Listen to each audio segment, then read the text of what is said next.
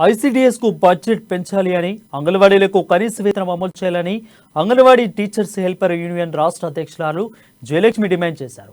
ICDS రక్షణ అంగన్వాడీ ఉద్యోగులకు కనీస వేతనం అమలు, ఉద్యోగ భద్రత, గ్రాట్యుటీ అమలు తదితర డిమాండ్లను పరిష్కారం కోసం తెలంగాణ రాష్ట్ర వ్యాప్తంగా సాగుతున్న అంగన్వాడీ రాష్ట్ర జీపు జాతయాత్ర నాగర్ కర్నూలు జిల్లాకు చేరుకుంది. కేంద్రంలో బీజేపీ ప్రభుత్వం అధికారంలోకి వచ్చిన 9 సంవత్సరాల కాలంలో అంగన్వాడీల ఉద్యోగుల సమస్యలను ఏ ఒక్కటి పరిష్కరించలేదన్నారు.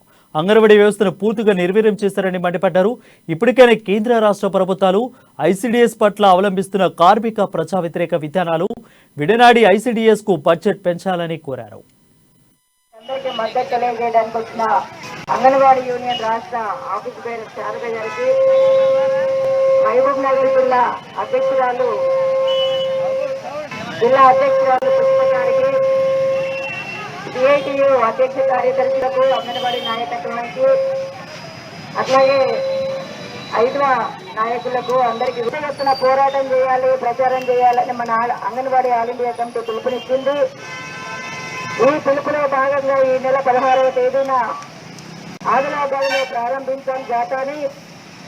ఇప్పటికీ ఉమ్మడి ఆదిలాబాద్, ఉమ్మడి కరీంనగర్, ఉమ్మడి నిజామాబాద్, ఉమ్మడి మెదక్, ఈ రోజు మీ జిల్లా అయిపోతే ఉమ్మడి మహబూబ్ నగర్, వికారాబాద్ ఇవన్నీ కూడా తిరుగుకుంటూ ఈ జాతర వచ్చింది ఇక్కడికి.